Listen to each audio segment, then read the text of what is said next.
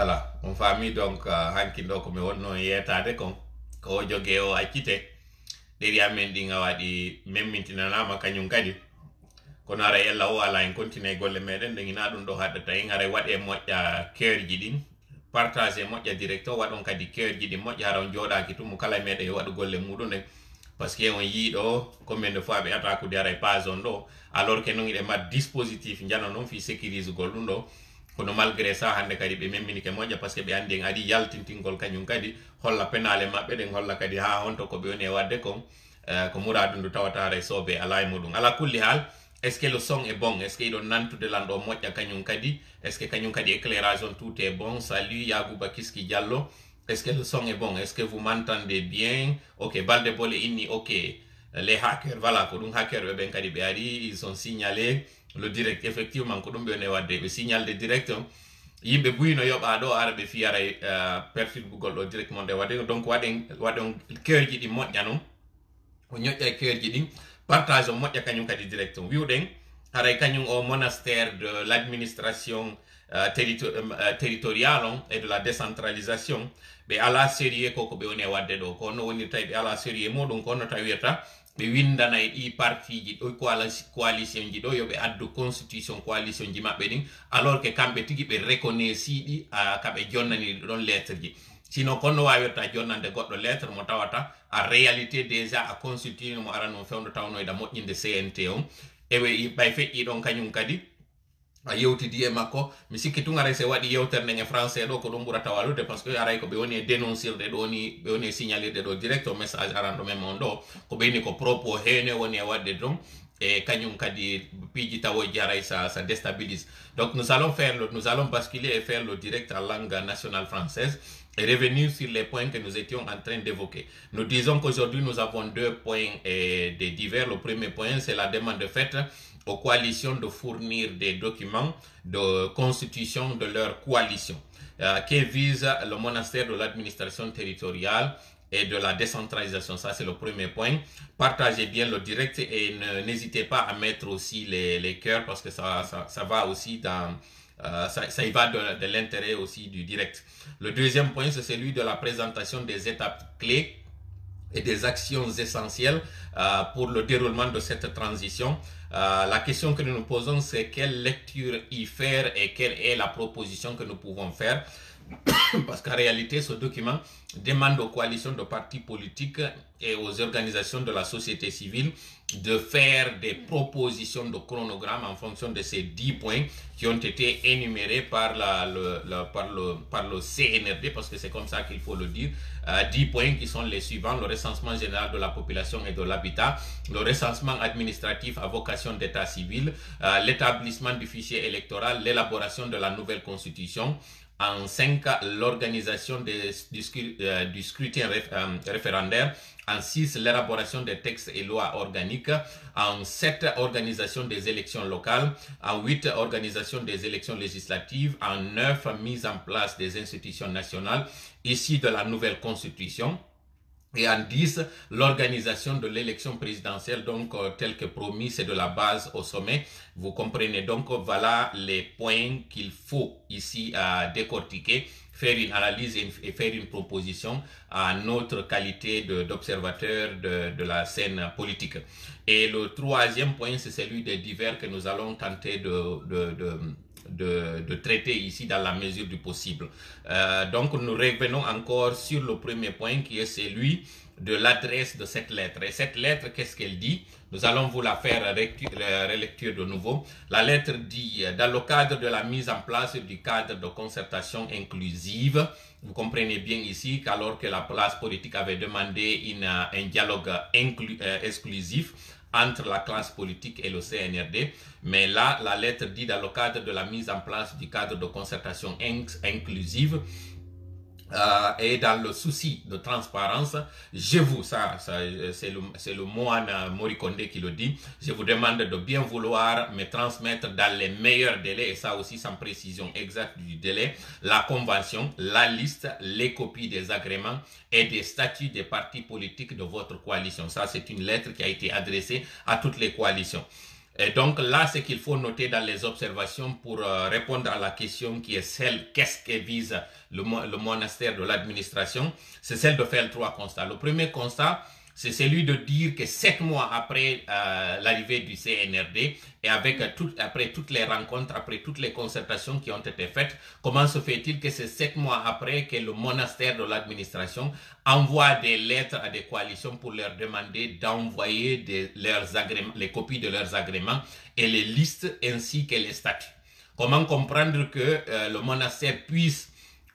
d'ailleurs adresser des lettres au préalable à chaque fois que le besoin se faisait sentir à ces coalitions sans connaître si ces coalitions étaient légalement constituées? Comment comprendre qu'une lettre soit adressée à une coalition de la part de celui-là, de ce département-là qui est supposé avoir la liste et avoir tous les documents de toutes les coalitions, de tous les partis politiques, de tout ce qui est organisation, y compris même ces organisations sociales ou socio-professionnelles? Comment se fait-il que le monastère ne puisse pas avoir copie de cela et ne puisse pas savoir qui est à règle et qui ne l'est pas à règle? En réalité, à la place de cette lettre-là, le monastère aurait dû adresser des lettres de sommation à ces coalitions ou à ces partis politiques qui ne sont pas à règle pour les appeler à être à règle. Mais à notre fort étonnement, c'est le monastère qui est supposé être le détenteur, celui qui est supposé être la tutelle, qui adresse des lettres à ces coalitions. Et déjà dans les ententes, lorsque vous adressez une lettre à une coalition, c'est que déjà vous reconnaissez de facto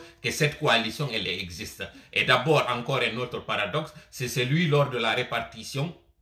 des postes au CNT. Ce sont ces mêmes lettres encore qui avaient été adressées à ces coalitions pour leur accorder des places. Et vous avez vu comment est-ce que finalement cette liste du CNT a été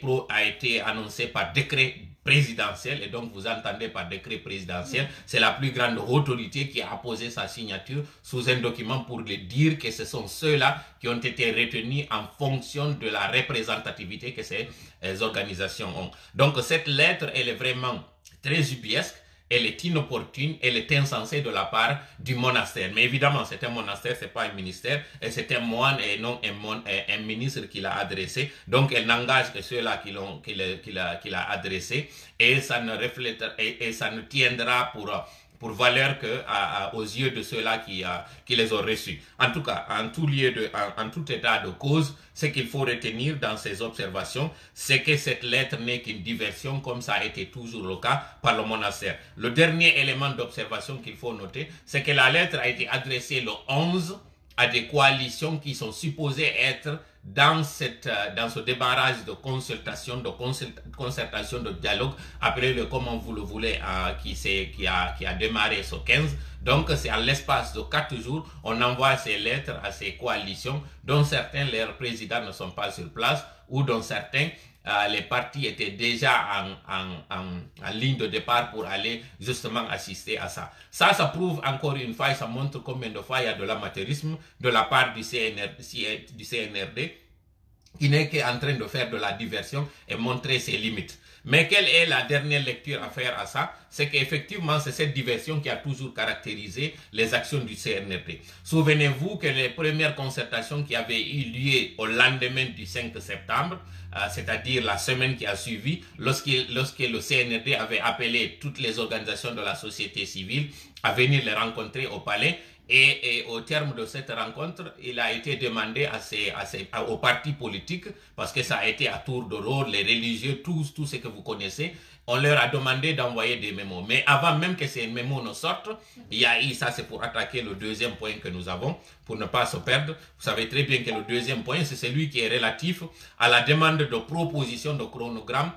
qui a également été adressée au président également là de coalition. Et cette lettre, qu'est-ce qu'elle dit? Suite à l'ouverture du cadre de dialogue, là, inclusif encore, mais au lieu de concertation, là, le mot change, maintenant, on emploie le mot dialogue. Veuillez trouver 6 juin la proposition de contenu de la transition devant aboutir, la proposition du contenu de la transition devant aboutir au retour à l'ordre constitutionnel. Donc vous comprenez bien que la lettre est tellement vague. Et cette lettre a été adressée le 15 justement. Vous voyez donc, le délai entre le 11 et le 15, il y a eu que 4 jours. Mais au bout de ces 4 jours, il y a eu changement de ligne, il y a eu changement de paradigme, il y a eu changement de contenu. Mais c'est toujours la même chose, c'est vide parce que là, ils disent le contenu de la transition et non le contenu des points de la transition devant aboutir au retour à l'ordre constitutionnel. Là, par contre, il y a une amélioration, il y a un changement parce que la lettre dit vous voudriez bien me faire parvenir cette proposition d'activité avec une proposition de temps pour chaque action contenue dans ce document au plus tard le mercredi 20 avril 2022, alors que la lettre précédente du 11 ne mentionnait pas de délai, mais nous disait tout simplement dans le meilleur délai. Le meilleur délai, ça peut être 1 heure, ça peut être 1 année, ça peut être 6 mois. Donc là, c'était vague. Mais vous comprenez encore une fois pourquoi nous ressortons ça. C'est pour vous montrer l'amateurisme de ce monastère, l'amateurisme en un mot du CNRD qui n'est en train que de faire de la diversion. Pourquoi diversion et pourquoi ce mot revient toujours? C'est parce que justement pour faire un récapitulatif, souvenez-vous lorsqu'il y a eu les premières concertations au palais et lorsqu'on avait demandé aux partis politiques d'adresser des mémorandums, des mémos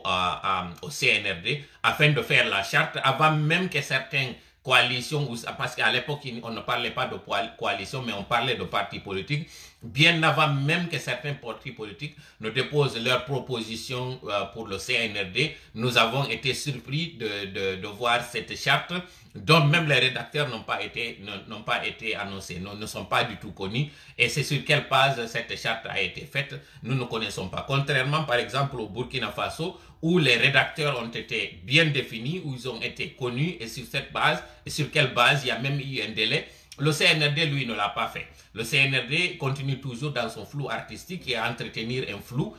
qui est en fait le maître d'œuvre du CNRD. C'est ce qui caractérise le CNRD. Parce que plus il y a le flou, partagez bien le direct parce que nous voulons que ce direct atteigne le maximum de personnes afin que les gens sachent combien de fois il y a encore cette fourberie qui est en train de se préparer de la part du CNRD.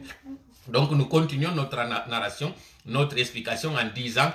en faisant ce récapitulatif, en rappelant que justement au mois de septembre, lorsqu'il y a eu ces concertations, bien avant même que les mémorandums ne soient déposés, le CNRD ayant déjà sa charte dans les territoires, et dans les tiroirs plutôt, ayant déjà préparé les documents que le CNRD voulait, avait publié cette charte dont nous ne connaissons pas du tout les origines, dont nous ne connaissons pas du tout les auteurs. Ensuite aussi, toujours dans les récapitulatifs, lorsqu'il a été demandé à ces partis politiques, une fois que ces partis ont été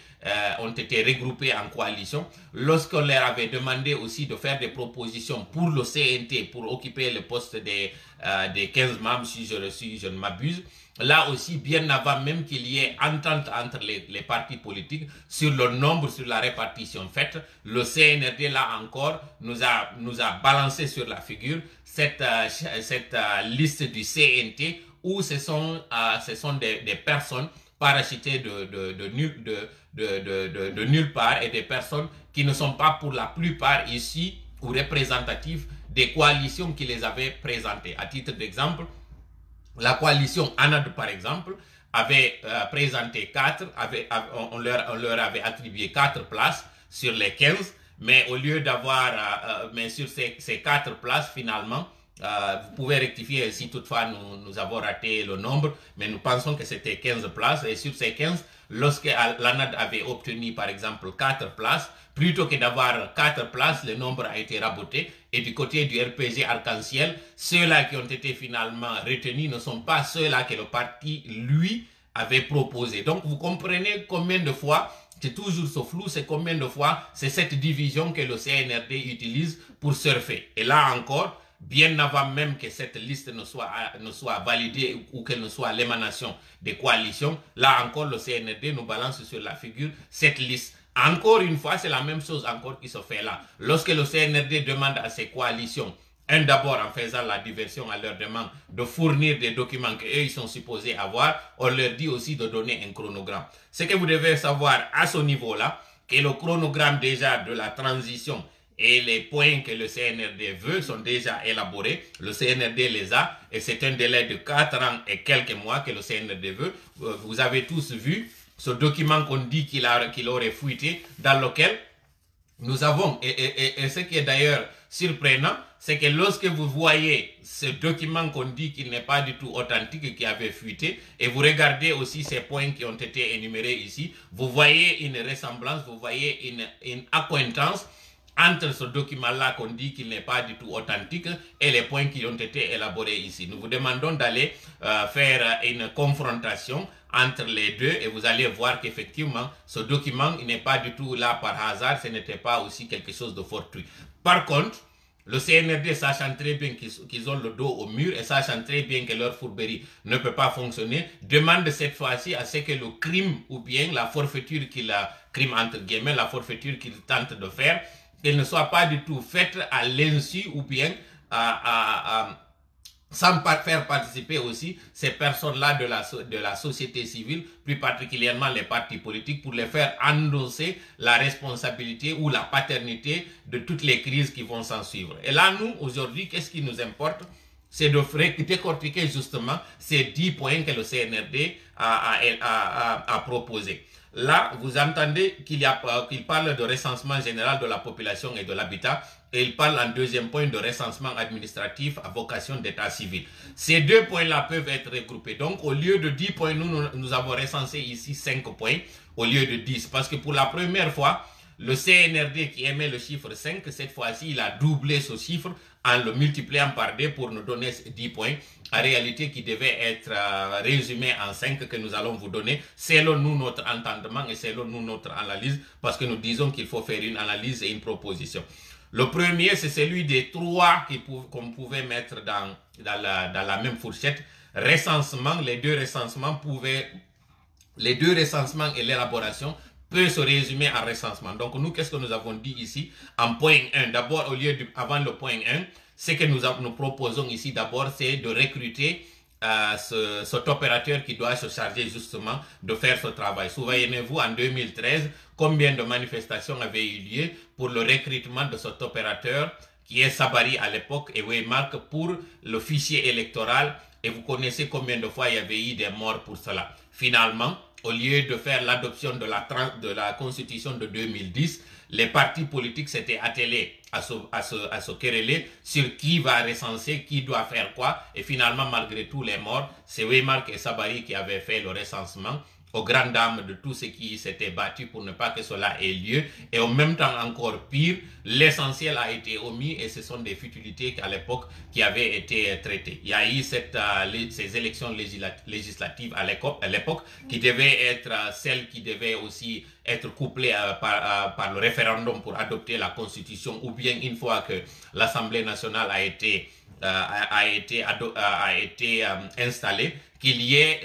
relecture et adoption de cette constitution à l'époque qui avait été faite par le groupe de contact et le CNT à l'époque. Malheureusement, ça n'a pas été le cas. Pourquoi nous insistons sur cette partie? C'est parce que là, le CNRD, lui, en faisant ce document, a omis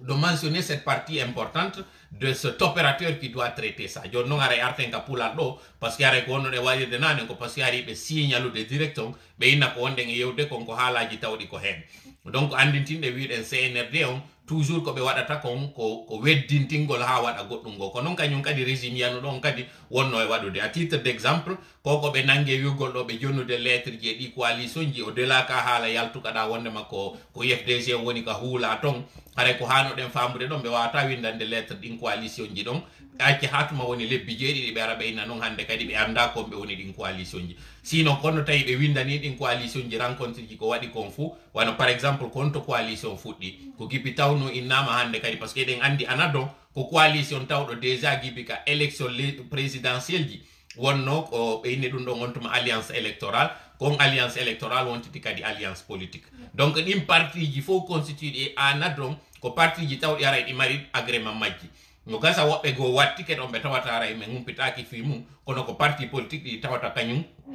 ministère on tuma ino andi fi majji si o monastère non immi ari do joni non ari kon no hanu den faamu gollo di moment ke ɓe windani ɗin lettre ji ɓe waɗani ɗi place ji ka CNT ɓe wata yettitoyade lebbi jeeɗɗi après ɓe inna wondema haray ɓe faala humpitade ko kanji woni ɗin ko ɗum no ɓe waɗiri ɗum ɗo ko fi a réalité yo ɓen ɗon nangu wedditagol e ɗum ɗo waɗa pression e hoore maɓɓe fi yo ɓe yimmoɓe ara ɓe yewtida e maɓɓe ɓe waɗa dialogue ɓe inna ɓe awa hande kadi joni noon si tawi haray koyon continue ɗo ko ma immoye ɗon aron ka yewtere ko ɗum ɗo woni kaɓe huuli ɗo ninini haray noon kon ɗum wawite yetade ɗon parti politique ji ɗi yoɓe jogito kaɓe jogiti ɗon par ce que une fois tum ɓe inniɓe jonnude ɓe kaydiji ɗi tawata ko kamɓe tigui duwano jogade haray ɓe holliɓe légitimité haray ɓe udditaniɓe dambugal fi yoɓe yewtidu e maɓɓe alors que noon fewdo ɗo ka tawata innama divorce on waɗi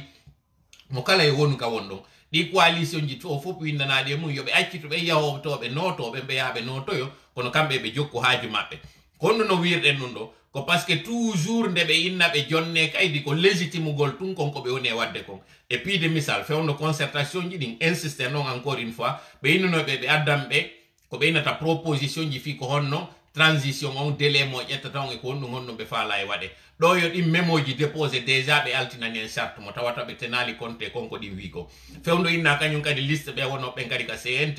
ɗo yo parti ji ɗin nantodir ɓe propose ko hombo ittete ko hombo waɗete par ce que eɗen andi guwidiro buy wanno ɗon ɗon kañum kadi ɓe liɓi en ɓe pattani en ka yeeso ko noon haala ka wowlirte o liste CNT mo tawa ton iɗen andi ɓe ƴettaɓe toon fof fuɗɗiɗen taw wiwgol e kañum dansa kurma hinamo tawatara ene yiɗi donc ɗum woni e reconnaissali on CNT ɗon kañum kadi ɓe innunoɓe adde kaydi alors que ɓe andi kaɓe fondi kon ɗo kañum kadi nde ɓe inna ɗi coalition ji ɗo yoɗi addu kayɗi yoɓe waɗanɓe proposition chronogramme déjà kamɓe ɓe windino délai mo ɓe faala on mo tawata ko duuɓi nayyi e ko fawi mo kono mo tawata kamɓe tigi ɓe yiɓe andi ɗum ɗon marsata joni noon siɗon faala vérifiede moƴƴa ɗe toɓɓe sappo ɗe min jonni on ɗo ɗe tawata ɓe ni ko o document ɗo woni étape ji ɗin fi o transition yiltiti e eɓɓiniron mo e on document maɓɓe mo ɓe yaltinnoɗo ɓe ni ko fuite waɗi mo après mo yimɓe go yaltoyno inni hina gonga ndaron toɓɓe waɗade nder ton ɗe eɓɓiniron ɗe noon e ɓe innuno ko waɗay on tawa e nder ton juxtaposition hino nder ton hino feppodiri e konko tawno no yalti ton a quelque différence koyno toon seeɗa koye tawata koye kono ɓe woni e yirude alhaali on no woni yeyirde noon ɓe ƴetti toɓɓe joyi wonnoɗe nder ton ɓe gonfliɗe ɓe multiplié en deux kono no woni haray ɗen toɓɓe joyi ɗe tawata ɗin ko ɗen tun hannuno waɗugol hara tawata transition o juutal par ce que kaɓe ɗuɗɗiniri o sappo ɗo fof ko fiyo yiwka guite meɗe wondema hino ɗuuɗi ko waɗete kon donc proposition sino waɗude waɗa proposition juutoɗo sinon a réalité aren ɗo no joni yahen e majje ɗo yi on ɗon tawon ka wonno sappo kon a réalité ko joyi ara nun ɗum e muɗum ɓe inni recensement général population et habitat yewti ɗum ɗon kon ɗum woni ɗum ko argol ngol ka cuuɗi suudu darnadu kala ara anda ndun suudu waɗana ndu numéro lando ko yimɓe jelo woni nder ton ko homɓe woni hellifaɓe ko hitande homɓe ɓe jibbina ko honɗum ɓe woni e waɗude kono noon ɓe innata recensement général population et habitat normalement leydi kala no hani waɗugol ɗum duuɓi joyi woɓɓe ɓe waɗirta woɓɓe waɗa ɗum duuɓi sappo kala lagine noon mi anda ɗum ɗon ko honnetuma wayra waɗede kono miɗo andi doni e ɓi ko ɗum waɗi so nana yimɓe ɓe no ina population guiné on ko 12 millions woɓɓe ina ko 13 millions woɓɓe ina ko 14 millions alors que non en réalité banque de nos données no doit e yetade ko yimɓe tel population guinéen o mari ɗum ɗon noon kañum kadi on recensement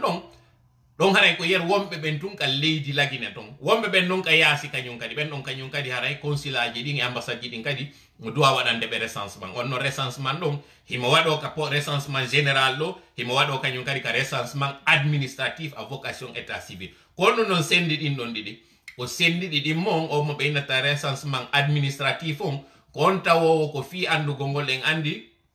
si leydi sakite moƴƴa yewtere nde waɗon kadi kewerji ɗin si leydi no fonctionnude no haniri noon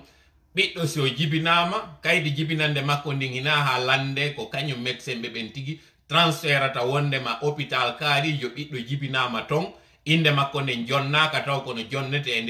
e nder balɗe jeeɗiɗi ma e nder balɗe sappo e nayyi ko noon waɗete woɓɓe go dalle pays nord mo kamɓe déjà rende no boobo jibini ara ɓe andino ko honɗum e boobo ɓe yahay no woodi ton ka médecine ka wawata andinde ko honɗum e boobo woɓɓe ara suɓi noon ko inde nden kaw jibina ɗon ko ɗon ɓe jonnatamo déjà inde donc o recensement ɗon noon ka laptane ko ɗon ndin kaydi jibinande ɗon ko ɗon nde fokkitata ton ɗi naɓe ka mairie on tigi yahanoya ton noon hande kadi récupéroya ndin ko ndin kaydiɗi ɗon jokkata neɗɗo on ko ndin ɗon kadi andinoyta kaari heɓama nde hitande ɗo duuɓi sappo e jeetati si hewtoyi automatiquement carte électeur makko on naɓete andine kaari heɓi duuɓi 17 si tawi a condition déclara ka entreta wondema on ɗon o maayi ko ɗum woni haray o yaltini hande kadi e population o donc haray famon ɗon non état civil on ko on ɗum jokki ko andugol jibinaɓe ko andugol mayɓe ko andugol jombuɓe ko andugol ɓe wonɓe tawɓe haray ɓe jombali taw ko ɗum ɗo woni état civil on ko ɗum andata dewle ɗen kadi si waɗama ɗon andi o nanay ɓe nami yehi ka mairie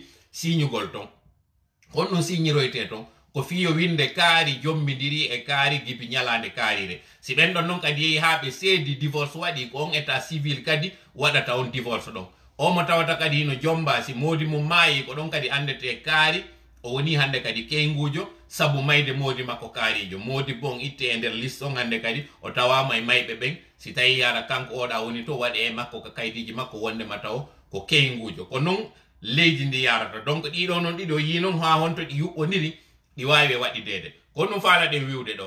ɓe yaltoɓe waɗa o recensement ɗo ara e cuuɗi ɗin konka en même temps no wawi landade kadi ɓen wonɓe ka nder suudu ton o ɓiɗɗo wonɗo ɗo ko ɓiɗɗo ma si tawi a wina ɓiɗɗo ma ko neteɗo maɗa ko hombo woni mawɓe makko on déclara ɗon inna ko kaari woni mawɓe makko ko kaari woni nene makko ko hitande kaari o heɓa est ce que wono mari kaydi jibinande so ala kaydi jibinande ma hara mawɓe makko ɓen no jogui guere noon humpodire waɗe mise à jour andine kaarijo mo ɓiɗɗo kaari marɗo duuɓi kaarijo no jibina no binanoɗo nokkel kaari no nokkel kaari hande ɗo ni donc si recensement waɗete koye nder ɗon on o recensete ɗum ɗon ko ɗum waɗirte fiyo ɗum ko fiwata mawɓe makko wonɓe ɓen par exemple ka flawa wota yiide e muɗum lande ko ɓiɓɓe jelo jogui ɗon ɓe wiya ɓiɓɓe tato ɓen ɓiɓɓe tato ton ara ko ɗiɗo woni ɗon goto on hino nder to ɓe comptabilise ɗa tato oɗa kañum kadi recense e ton o watto e ton donc en andi ara double o waɗi ɗon en cas ko piide misal tu wonɗen e jonnude donc haray koye ɓe inno oɗo ko woni ɓiɗɗo noon ɓe yattatoɓe wiyaɓe ɗa ɓen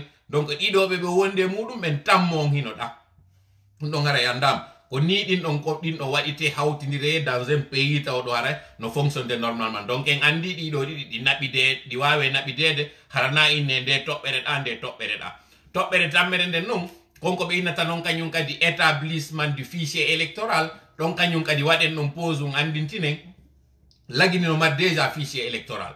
on fichier électoral ɗon imo wawi waɗede ko ɓe innata ko révision ko ɗum woni yiltitagol e makko ndaara ɓen tawɓe maayi ɓe tawata haray goɗɗo wino ka suudu ɗo nde hitande ɗo kaari mayanimen ka nder galle ɗo on noon hari ko marnoɗo duuɓi 17 ma 19 hari mo windino ka fichier électoral ɓen ɗon noon ɓe waɗay ɗon kaydiri ɓe yaada e mum yahe noon hande kadi si ɓeeɗa alaari kañum radi goɗɗo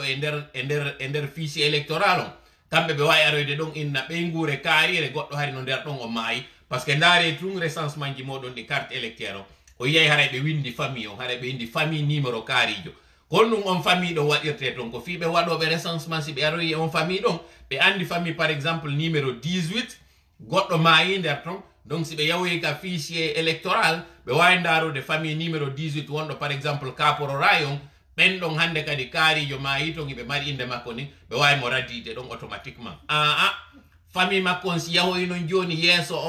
on agent recenseur jo on omo ɓe innata opérateur de saisie on ɓe wawi aroyde ɗon tappa ɗon inna kaarijo hari mo tawano ka ɓeyguri amen kono ittemo nder ton par ce que o maayi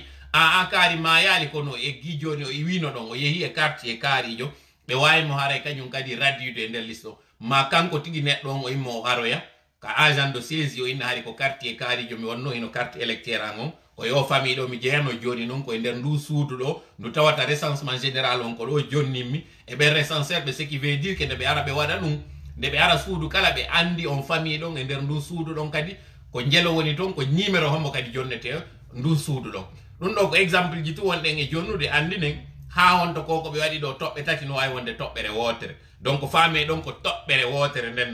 nden ɗon noon taw ɗo e nde waɗude piiw no woodi ko seynirde kañum yeggiti fi mum ko recritugol opérateur jo duwaɗo wadde ɗum ɗon taw ɗon himo mari compétence mo mari qualification mo mari kañum kadi moyen ji ɗin fi waɗugol ɗum qu'est ce que ça veut dire ɗin ɗon tati hiɗen anditi 2013 guere waɗuno mo tawata innano fi waɗugol fichier électoral on sabari technologie e waymark wawata wadde eɗen andi ko marche ji jelu waɗuno yimɓe jelu bersuno e mum yimɓe jelu mayno e mum fi innugol tum wondema waymark ko opérateur jo tawɗo sabu ko ɓe inni kon sabari wondema kanko e Alpha Condé ɓe weldi par ce que en andi ɓe inni woko opérateur jo sud africain jo mo tawata woko Alpha Condé addunomo donc o yi on gere ɗon taw himo wooda est ce que on taw nini o resansama on kadi resansaɗo ɗon est ce que mo mari moyen ji ɗin fi waɗugol ɗen golle ɗon ɗe tati no gara ko kamɓe fof waɗitata ɗum qu'est ce que ça veut dire ɓe opérateur de saisie ɓe ɗo yo taw ko yimɓe ɓe yata ka maɓɓe kamɓe tigi ɓe wawi déplaçade ɓe waɗa par jour ɓe jonne hara tablette ji bus ɓe yimmoɓe ara e suudu kala inne par exemple jour kaarijo haray ɓe quartier kaarijo ɓe yimmoto ɓe ara toon si ɓe ari ka nder suudu toon par exemple rapidement ɓe ƴetta yimɓe wonɓe nder ɗon ɓen ɓe waɗorana ɓe ɗon kañum kadi kaydiɗe ɗi tawata ɓay ɓe wi biométrie hande kadi profité ɗon tawa famille kala hendoto extrait de naissance si tawi hari moƴƴinanaka goɗɗo ɗum ɗo fof wawa wallitade mais à condition nde ɓe ara ɓe waɗa ɗum ɗon si kaydi no woodi mankude ɓe innoya on tigui noon yo yahoy ka mairie ma yo yahoy ka préfecture ma yo yahoy en tout cas ka yahoyte wo on tigui yaha naɓoya noon ko ɓe innata comme mise à jour ɗum ɗo fof ko proposition ji ɗi tawata CNRD o no wawi profitude ɗo ɗen andi 2021 ɓay naati genne naatuno e koko ɓe innata biométrie wiwgol ngol hande kadi permis ara ko biométrique wiwgol carte d'identité national ko biométrique innugol kañum kadi extrait de naissance ko biométrique wiwɗen hande kadi piiji ɗin fof ko biométrique wiwɗen hay état civil on hande kadi ɗum ɗon kadi ara ko biométrique kono wiyete biométrique ko fiwata goɗɗo yaw waɗoya document goto on laabi ɗiɗi si goɗɗo par exemple yehino innimen ko Mamadou Alpha Ba mi wiyete on no wata yiltitoyade wiya ko Mamadou Alpha Sow mi wiyoyte par ce que imo falare par exemple waɗugol doublon ko ɗum ɗon waɗini on biométrie par ce que ka wonti kala ka takki kollum muɗum kon kun kollum ɗum ina waɗi hande kadi a wata waɗiɗude 2 fois donc ɗum ɗon évitanayi en doublon ji ɗin e on fichier électoral évitanayi en kañum kadi gonflugol ngol évitanayi en kañum kadi ɓen tawɓe ko mayɓe nder toon tawɓe hande kadi ɓe wura ko duwaɓe ittade donc terlen ɗon ko toɓɓere wotere ɗum ɗo noon fof menen min proposi ɗum ɗo honno 90 jours fi on ɗum 90 jours au premier point ɗo ko par ce que recrutugol opérateur yontu no wawi ƴettude tellen 20 jours appel d'offre waɗete dépouillement waɗe ɗuma soumission waɗe dépouillement waɗe si hande kan noon ɓe suɓoyo on mo tawata ko en fonction capacité makko on e ko landi ko woni ko ƴettirte ça c'est le premier point mo tawata on ko recrutement taw on opérateur jo une fois o recrutama wiɗen en 30 jours sur toute l'étendue parce que on suppose que aray kadi si ɓe recruti ɓe waɗanayɓe kadi formation donc 30 jours in 30 jours ji formation maɓɓe on 10 jours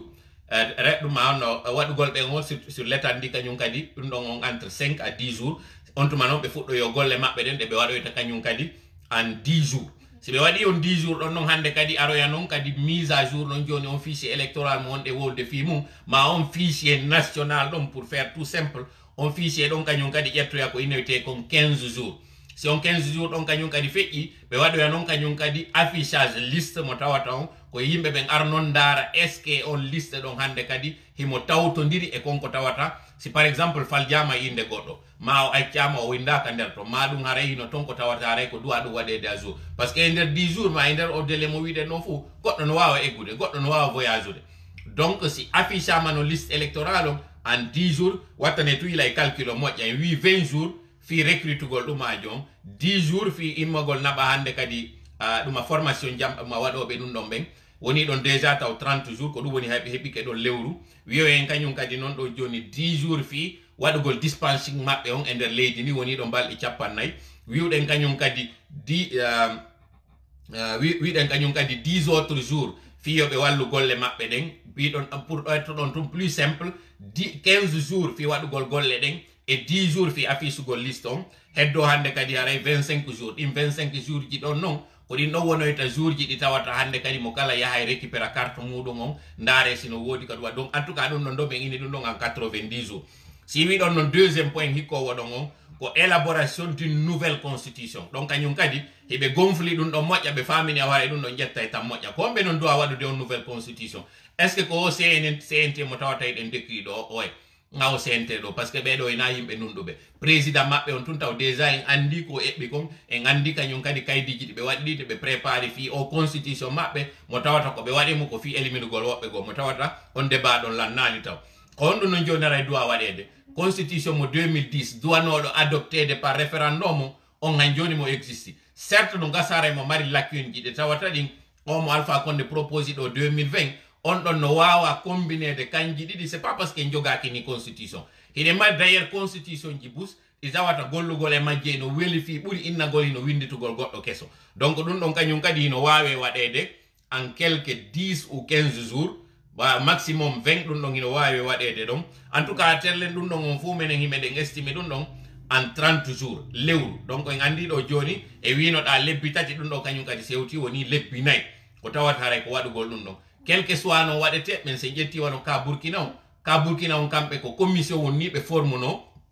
yimɓe seeɗaɓe hoolaɓe ko ɓen golluno e muɗum tawɓe ɓe duuɗa ɓe yoɓanoka kadi mbuuɗi fi waɗugol ɗum donc ɗum ɗon évitanayi en CNT u ñoogue um kunko yiwɗon ɗo yaafuɗolla noon de yewtere par ce que nano nunɗiɗi nano laaɓiɗi ɓe waɗimo donc ɓen ɗon on commission ɗon si golli on constitution mo 2010 adoptidimo kañum kadi waɗi mise à jour makko par ce que constitution 2020 on na o fo o boni par ce que wona par exemple sen daari candidature indépendante on ko piyum taw kon si wattama e constitution mo 2010 on ko piyum taw kon ko moƴƴugol limitugol ɗuma nombre de mandat ji ɗin ɗum ɗon eɗen andi ko intangibilité ji wodunoɗi et en même temps kañum kadi waɗugol ngol tawa hara si plafond hara hay si ala kono haray no woodi on collège de médecin ɓe tawoɓe ɓen darta e moƴƴa fi affaire cellal jama on ndara kañum kadi goɗɗo mo tawata watte nder ton noon hande kadi o question innugol ngol wano fi wonugol ngol président de la république hara wata présentade wonugol président de la république a rewali taw e ɗi fonction ji leyleji taw wona par exemple maire taw ma wona député jo ma wona do en tout cas représentant jo élu local jo si inna a wawa présentade pour les élections présidentielles ça c'est un deuxièmement kañum kadi watta kadi e nder on constitution tawgol ngol kadi si tawi a wonay président a yahay kadi serve à l'armée on taw a yahay windoɗama a yahay tawa hara a holli preuve ma wondema a holli seede a yiɗi leydi ma ndin ko ɗum woni a ƴetti risque a windike ka l'armée fi en cas si innama guere waɗay hara hiɗa ɗa hebli jonnugol wonki maɗa kon fi leydi ndin ɗum ɗon kañum kadi haray tawne nder ton comme étant condition ji go kadi taweteɗi e ko on tigi wonata filamo se ƴetti misal wono États-Unis ɗo kamɓe ko non hino tawa e wiwgol maɗa ngol hara a tawdama e wiwgol a tawete e cippirgol filamu tawgol ngol a holli ɗin preuve ji maɗa ɗon fi développement leydi maɗa ndi troisiéme e non des moindres kala on tawɗo hara ino mari casserole ji ɗum ɗon déjà ino nder ton mais a tawa hara sittama hay si ella ittama e makko fi angal jogagol makko wano ɓeygure hono falɗe wiide ɗo on tawɗo par exemple o jomba hara o awata arode o inna mo wuganade fi laamu par ce que si goɗɗo wawali taw jogitade ɓeygure ko on non wawiri jogitade leydi ele donc ɗiɗo fof kadi tawno nder ton haray entre autres ko ɗum ɗo woni haray ko waɗete constitution keso mo tawata e nder balɗe capantati ɗum ɗo waɗay donc e yiɗon taw lebbi nayyi toɓɓere tammere nden organisation référendum et élection législative kamɓe noon organisation référendum on ko ɗum ɓe waɗi ka toɓɓere jeegaɓere mais organisation des élections ji ɗin hiɓe wawi couplede ɗo élection ji bus ɗi tawata ɗin ɗon noon fof ɓe morceɗi ɗum ɗon ɓe éclati ɗum ɗon fituyo délai on juutu ɗon noon enen ko on ɗum waɗuɗen wiwɗen organisation du référendum mo tawata on référendum ko on ɗum waɗirte on constitution no yewtaɗo fi muɗum ɗon hande kadi ɓe inni ko oɗo jama on noon lande enen ko on ɗum tawɗon e o constitution ɗo est ce que koko wiya aɗo eɗon tawti mum sifa ko waɗano kon mars 2020 en andi mars 2020 Messi Alpha Condé waɗuno double élection ko ɗum wonno on double élection ko waɗugol référendum mo tawata on constitution mo windi kanko tum e wiwgol kañum kadi joƴƴingol député ɓen eɗen andi assemblée joƴƴinanoɗo on tuma on ko assemblée tawnoɗo en tawtanomo e reconnaissale mo pourquoi on tuma e wawi wadde ɗum e wata wadde ɗum e nder o assise e wata wadde ɗum e nder o transition ɗo donc CNRD on kamɓe tigi ɓe andi no wawa waɗade kono ɓe hendi ɓe éclate ɗiɗo fof fiyo taw tun hara délai on juutay donc référendum on élection législative on no wawi waɗade joni noon référendum élection législative ça veut dire que donc campagne électorale waɗay donc ɗum ɗo fof kañum kadi wiwɗen e nder lewru kono wirɗen lewru ko par ce que parti politique ji ɗin tawɗi no mari agrément ji muɗum ɗin e ɓe indépendant ɓe par ce que ara e woli fi o candidature indépendant on tawɗo kaka élection locale ji e ka élection nationale ji ɓen ɗon noon hande kadi noon ɓe waɗa on compétition ko ɗum woni hande kadi annen ko candidat ɓe jelo faala cipperde fi wonugol député si andama ko candidat ɓe jelo e ko ɓeynata ko noon hande kadi campagne électorale waɗa on noon campagne électorale mo kala kadi waɗane débat télévisé wawen andude ko ɗum woni projet ji konti marani comme par exemple so ƴetti misal ɗo wano commune ji ɗi joyi hara na innugol tun kaari par ce que himo anda mo mari yimɓe yo ƴette hara yo waɗe maire ɗum yo waɗe kan député nano o yo hollu en preuve ji makko ɗin ko honɗum o waɗi cippiro ngo wawi ngon e ko honɗum kadi o eɓɓani leydi ndin nokkure nde woni e muɗum nde donc ɗum ɗo kañum kadi no wawi waɗade fiwɗen fiw raɓɓindigol watta vidéo juutu ɗum ɗo fof kadi no wawi waɗade e nder lewru donc rettene noon e wino lebbi tati fi ko tawata ko golle ñande ɗen par ce que élection ko won ɗum ko fichier électoral se heɓali fichier électoral haray moƴƴali ko ɗum waɗi si ɗum ɗon ƴetti ko ɓuuri e jowtude kon kañum tun ƴetti lebbi tati lewru wiwɗen fi waɗugol kadi constitution woni lebbi nayyi wiwɗen noon kadi fi élection référendum on e législatif ji ɗin lewru woni ɗo lebbi joli donc en heɓi lebbi joyi jeega déjà tawɗi haray ɗi yeehi e nder koko inneteɗo hikko yaɗon noon hande kadi anditen noon déjà en heɓi lebbi jeeɗiɗi lebbi jeeɗiɗi wattiki kañum kadi en lebbi joyi ko wowɗen ɗo woni lebbi sappo e ɗiɗi donc déjà en heɓi hitande donc ka wiyete ɗon hitande gibi CNRD on ari hara en heɓi ko innete kon en joƴƴini assemblée nationale en heɓi ko innete kon constitution hande kadi noon et pays on fuɗɗiki artude ko ɓe innata kon ordre constitutionnel par ce que hande kadi ɓen wonɓe ɗon ɓe waway signude contrat ji par exemple contrat ji ɗi tawata haray engagé état on wawa ittude en e o crise mo wonɗen ɗo par ce que fewdo ɗo ko honɗum woni risque on bailleur de fonds jogoto jonnata lagine mbuuɗi ñawlata en nous sommes très surpris yo tawɗo mais évidemment puisque haray ɗi contrat ji fiwano o échangeur on ɗo koko tawata hay ko négociano ɗum ado CNRD arde ɗiɗo fof ɗen andi e wino e direct meɗen goo kala konko tawano signanoma ɗum ɗon bonata kala konko tawno fayda gaynidanoma fimum ɗum ɗon continue ay ɗum ɗon darotako kono kala konko wonata kesum haray signatake se ƴetti ɗon misal wano o contrat mo riyotinto signide ɗo e lagine on no doit adoptede ko assemblée nationale fewno ɗo no wiwɗen ko représenté assemblée nationale on ko on CNT kono o CNT wodaɗo fewno ko wonɗo décrié ko ɗum woni o hoolaka o nunɗa o wona représentatif kala aroyɗo ɗo lanɗo tigi tigi tawɗo ara o heɓi ko ɓeynata ko légitimité mo wawi wiide konko CNT waɗi ko nagonga alors que non si ko assemblée nationale mo tawata ko enen votifi makko on ɗon aray mo mari doole mo wawi marde ko ɓeynata kon légitimité fi signugol engage leydi meɗen ndi donc e yiɗo an une année en arti e konko innete kon ordre constitutionnel début muɗum o moins joni e waway signude contrat ji en engage e leydi ndi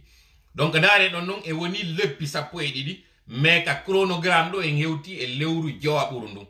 joni noon continue en ɗon no ɓay ɗum ɗon kadi haray si feƴƴino législatif ji ɗin ko on ɗum hikkoytoɗon kamɓe ko ɓe inni kon noon après waɗugol ngol noon o référendum ɗon kamɓe ko ɓe wi ko élaboration de texte de loi organique ɗo wito e kañum kadi organisation des élections locales diren joni ko innete élaboration de texte et loi organique par ce que en andi e wi en joƴƴini hande kadi assemblée on assemblée o fuɗɗike golle makko ɗen mo wawi wadde golle makko ɗen sanke yo ɗum ɗon empiétu goɗɗum sanke yo goɗɗum ɗon bonnu golle wonɗe e yaade mais haray en gaynali hettade e ko innete kon complètement en arti ordre constitutionnel par ce que han joni en joƴƴinali président jo tawɗo ko jama on suɓimo tawɗo na wonki o soli o yimmi o ari kalamo tawɗo on hina ƴettuɗo pinkaji ari dooli yimɓe fi o arka jooɗo kalamo ɗum ɗon noon ko honɗum duwa waɗede ko en organise noon hande kadi élection présidentielle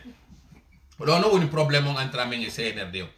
CNRD on kamɓe ɓe inni ɓe waɗa élection ji ɗin de la base vers le sommet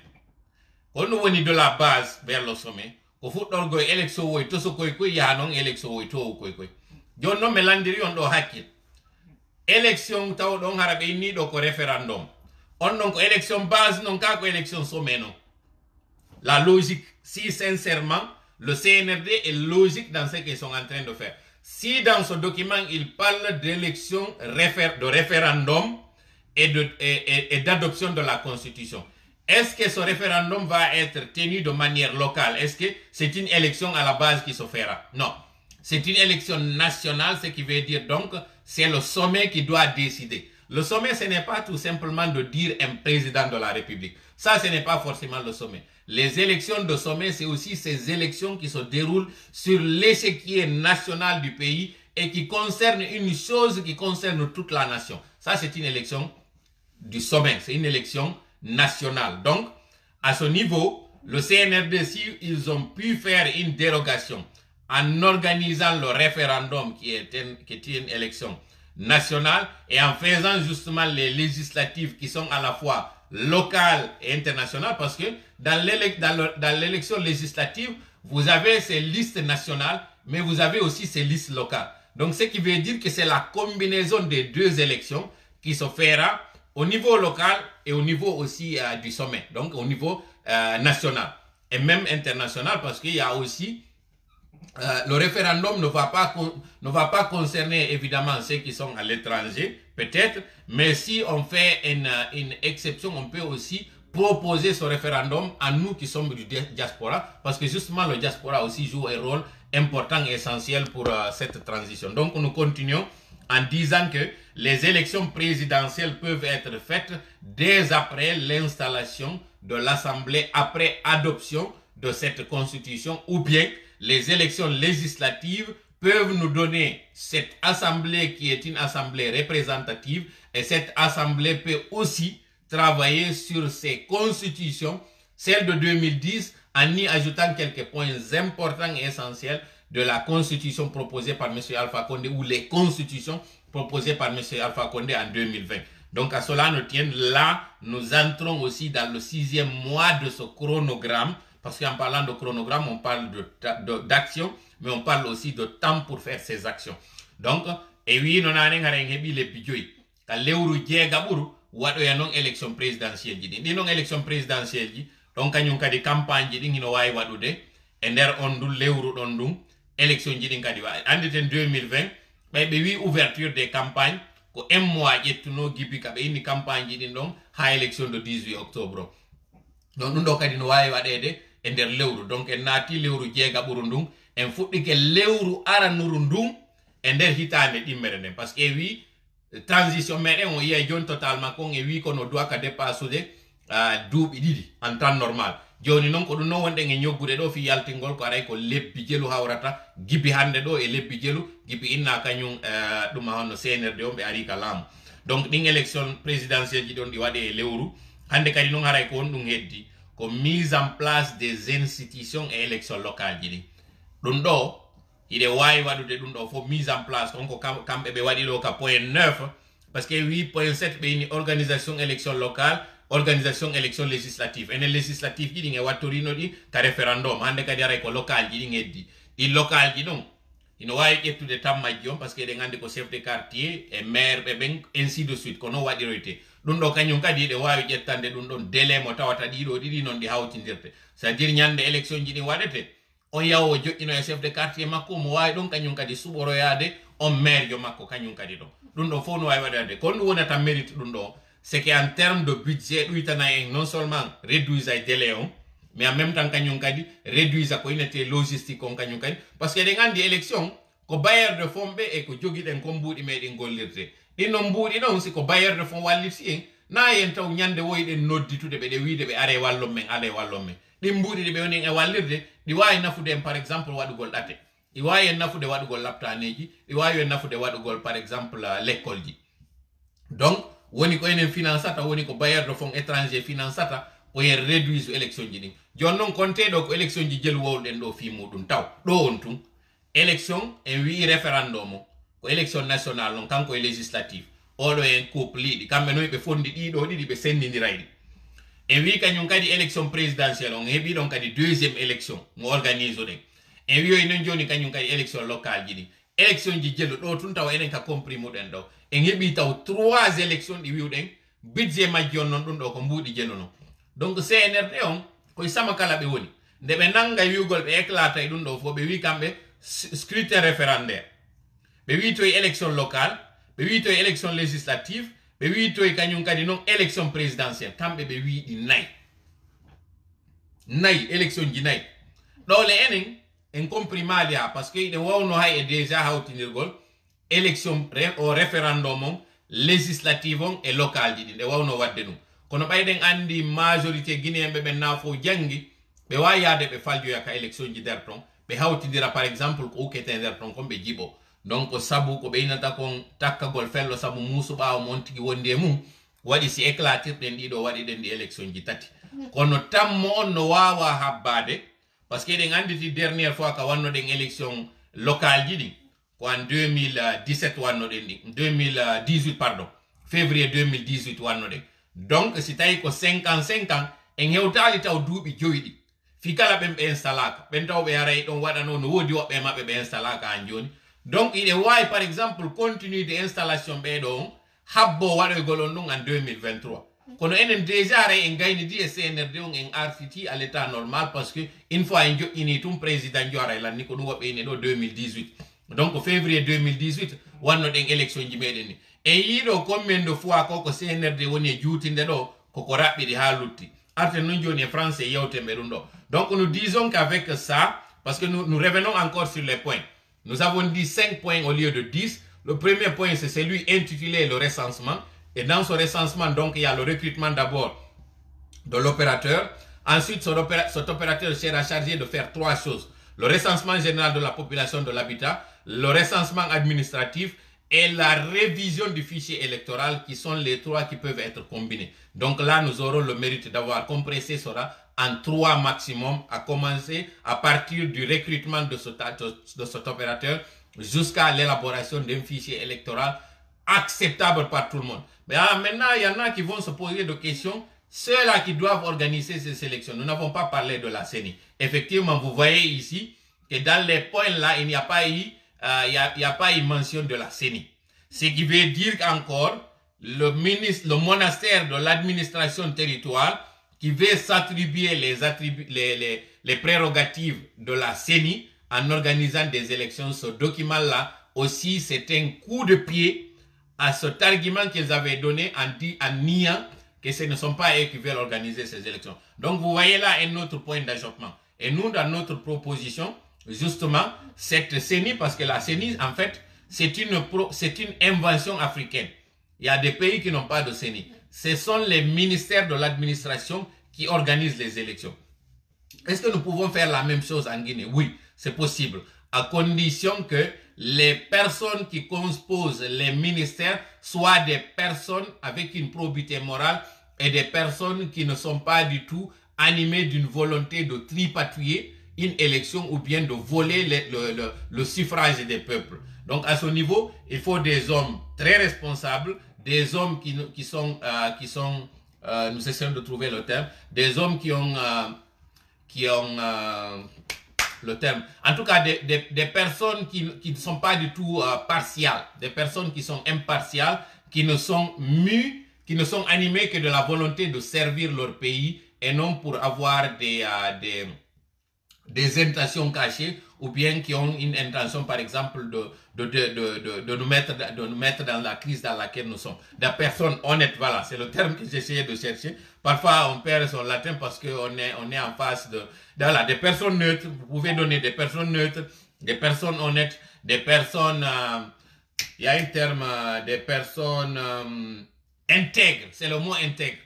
C'est l'intégrité, des personnes qui sont intègres en réalité. C'est le mot intègre que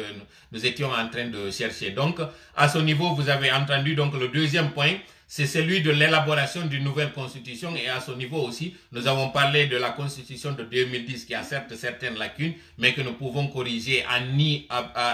faisant une mise à jour sur les points que nous avons énumérés tout à l'heure, sur la candidature indépendante, sur ses conditions pour être éligible pour une élection présidentielle.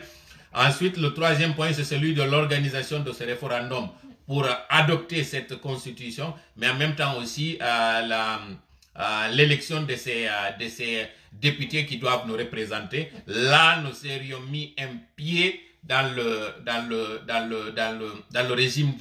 d'ordre constitutionnel. Donc, le retour à l'ordre constitutionnel pourrait être entamé à partir du moment que nous aurons une constitution, mais aussi une assemblée nationale. Donc, à partir de ce moment, nous parlons de retour à l'ordre constitutionnel, parce que là, on aura eu une constitution. Ensuite, nous aurions eu encore un président, et cela se fera comme quatrième point, donc les élections présidentielles. Là, on aura eu 2 élections sur les 4 que le CNRD propose ici. Et le cinquième des points, c'est celui de la mise en place des institutions issues justement de cette nouvelle constitution, mais aussi organiser les élections locales. Voilà les 5 points que nous avons énumérés ici. Et pour ceux qui se posent des questions, quel est le délai restant pour les autres, nous avons dit qu'à partir du moment que nous avons un président, et ce président, ça se fera au 11e mois depuis l'arrivée du CNRD, mais au 6e mois à partir de maintenant. Donc, ce qui va rester, pour qu'on puisse avoir les 18 mois, parce que nous avons dit qu'en 18 mois, tout cela peut se faire. Donc, une fois qu'on a 11, les 7 mois restants peuvent être étalés pour nous donner en fait un programme visible et pour faire justement ces assises que nous devons faire en sorte aussi qu'il y ait cette réconciliation nationale, parce que ça fait partie justement de nos préoccupations de réconcilier Guinée afin qu'on puisse tous regarder vers la même direction et aller ensemble, main dans la main. Donc tout cela peut se faire en l'espace de ces 7 mois, de ces 6 mois restants. Et le dernier mois, ça va être celui-là du couronnement. Donc, ko de toɓɓe ɗo marno ɗen, haray wiwɗen haray ko heddi kon ton, ko tawata haray lewru sappo, lewru sappo e tata ɓuru ndun, gibi ka inna ɗon haray par ce que nane mi falli lewru sappo e tata ɓuru ndun, gibi inna haray élection ji ɗin gibi inna CNRD on ari, kono lewru jeega ɓuru ndun, gibi inna haray o chronogramme ɗo ino waɗede, ka lewru jeeɗiɗa ɓuru. Hande kadi non gibi ɗon ɗin heddiɗi ɗon noon lebbi joyi heddiɗi ɗin noon ɗin ɗo wona lebbi fiitawa waɗugol élection locale ji ɗin e waɗugol hande kadi réconciliation nationale o. hara en toriki Allah e wonu ballo meɗen hawrindin e sawaba janngo ara en waɗata direct kono faɗɗi janngo so Allah jaɓi ara eɗen mari ɗo direct mo tawata aray en heɓɓoya ɗo invité ɓe meɗen ɓe tawata ara ɓe yewtoya en ɗo kañum kadi fi koko wiwɗen iɗen eɓɓi ɗo ka divers ji ɗo ara eɗen mari point ji ɗiɗi. Point goto ara noon ko o fi insécurité on. Hiɗen andi balɗe sakkitiɗe ɗen e nder Soumaye on, insécurité no wowi wadde lagine, couperde route ɓe no wowi sakkade ɓe julaɓe yahoɓe ɓen Bamako e ɓe wonɓe yiwde wano ka inteniére no arde sodugol piiji fi julde. Haray ɓe andi on tuma kala otowal wongal déplaçade haray no déplace gade e mbuuɗi. Donc haray komi wata on yetade onon jama on, si woni 18 heures yoni on e gare voiture o taw mbuusu, si tawi haray ko ma buus on geron yo taw hara iɗon waɗi convoi hara kon otoje buy woni jokkodirde geron kañum kadi gendarme jo ma policier jo tawe e nder convoi moɗon on ɗum ɗon évitanay coupeur de route ɓeɓe yanugol e jama on andon kañum kadi ɗe balɗe sakkitiɗe ɗo kadi bandiɓe ɓe gara e moƴƴaka cuuɗi arda wonde pinkaje ton doola jama on. Miɗo anditi par exemple en 2000 mi sikki ko 2012 sina mi fayu ka ko 2012 hiɗen anditi ɓe arnoɓe e suudu ɓe wari o policier jo tawnoɗo ko mawnunoɗo moƴƴa wallitinoɗo moƴƴa fi insécurité on num pita wonɓe ɓe innayno modi Mamadou Baylo Doumbouya commissaire Mamadou Baylo Doumbouya mo ɓe noddayno on dangereux on ɗo le ko policier jo kono ɓe arno ka barɗe sakkitoroje fewno qiyamul layl on ɓe tawimo ka suudu makko ɓe warimo on ɗo le ko policier jo ton yo Allah hinnumo yaafo ko perte janno on tuma police on heɓuno ɗon en général mais plus particulièrement famille ji ɗin pita profita ɗo kañum kadi e nde hitande tawde haray ko fayta ko yo sayi ɗo ɗum waɗuno wiya kañum kadi condoléance ji meɗen ɗin e kañum famille Doumbouya ɓen pita ɗon e kala ɗuma population ɓe pita ɓen e kañum police national on saabu ko neɗɗo tawnoɗo hade no wakkilani moƴƴa sécurité on ko kaw arnoɗon fay ɓe buy accuno yarugol drogue accuno waɗugol insécurité o wakkilino on tuma moƴƴa noon haray andintine ɗo waɗa andanenmo kañum kadi hommage konko waɗuno ɗon andintine haray galle ɗen siɗon yaltude yawgol waɗoya qiyamul layli on wota on fo immo yahon ronkon accude duyiɓe kadi ka galle ton innataɗo yo jama on ɗaɓɓu pinkaje maruda e muɗum ka cuuɗi kono haray ande tun ko wattango yiila ɗon moƴƴa fi ka immagol ɗo ko ɗo wiɓe ɓen profitata ara naata ka cuuɗi kañum kadi doola wujja wara barmina woɓɓe kañum kadi ay warora. Donc haray ko ɗiɗo wonno divers ji ɗi fi frappe on garayno gasa en yewto e fi muɗum e nder yontere nden ɗo mi toriki Allah e wonu ballo meɗen hawrindi en sawaba allahumma salli ala sayyidina Muhammad wa sallim wassalamu aleykum wa rahmatullahi wa barakatuh.